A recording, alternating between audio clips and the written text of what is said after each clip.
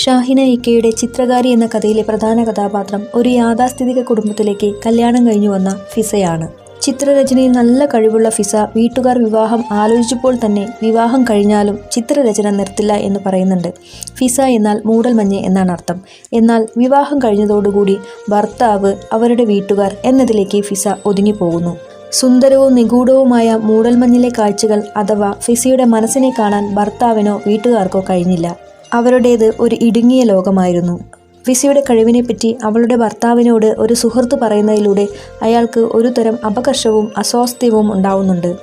ജീവിതവും കലയും ഒരുമിച്ച് കൊണ്ടുപോകാമെന്ന ചിന്തയിൽ വിവാഹ ജീവിതത്തിലേക്ക് കടന്നു വന്ന ഫിസയോട് അടുപ്പത്തെ പണി ഒരു കടലാ ഫിസേ, എൻ്റെ പെയിൻ്റടി പോലല്ലത്, കുടുംബത്തെ ആണുങ്ങൾക്ക് വായിക്ക് രുചിയായി വല്ലതും വെച്ചുണ്ടാക്കുക, കുട്ടികളുടെയും മക്കളുടെയും കാര്യം നോക്കുക, അത്ര തന്നെ പെണ്ണുങ്ങൾക്ക് പറഞ്ഞ പണി എന്ന് ഭർത്താവിൻ്റെ ഉമ്മ പറയുന്നതിലൂടെ ഫിസയുടെ സർഗാത്മക ജീവിതത്തിന് നിയന്ത്രണം വരുന്നു.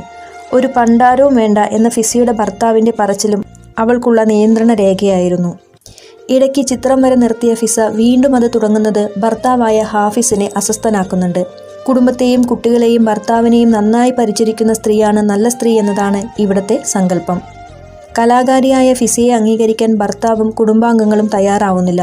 അതുകൊണ്ടുതന്നെ എത്ര ശ്രമിച്ചാലും നിലവിലുള്ള കുടുംബ വ്യവസ്ഥയോട് ചേർന്ന് നിന്നുകൊണ്ട് തൻ്റെ കലയെ മുന്നോട്ട് കൊണ്ടുപോകാൻ കഴിയില്ല എന്ന തിരിച്ചറിവ് ഫിസയെ സാമൂഹിക വിലക്കുകളെ മറികടക്കുവാൻ സന്നദ്ധയാക്കുന്നു. അത്തരമൊരു സാമൂഹിക മുന്നേറ്റത്തിൻ്റെ കഥയാണ് ചിത്രകാരി.